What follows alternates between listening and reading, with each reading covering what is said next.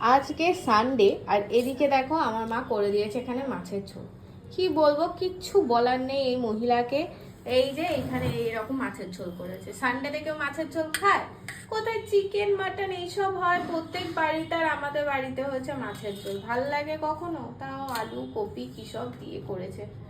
এই সব আমি মাছ তো খাবোই না, গন্ধে আমি এখানে টিকতে পারছি না। জল ঢালা ভাত খা, আমি তোকে করে দিই। হ্যাঁ, আমি পান্তা ভাত খাবো। কার কার পছন্দ বলো তো আমার মতো এরকম পান্তা ভাত খাওয়া, অবশ্যই জানাবে। যাই হোক, আমার এসব খেতে একদম ইচ্ছা করছে না। এখানে আছে ভাত।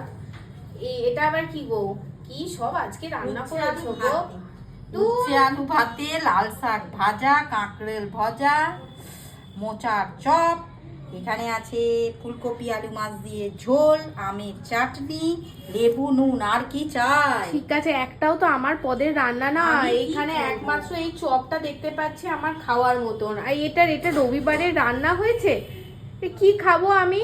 আমাকে তুমি পান্তা ভাতই দাও। আমার মানে পান্তা ভাত মানে ওই এই ভাতটাকে আর কি জল ঢেলে ওই চপ দিয়ে দাও।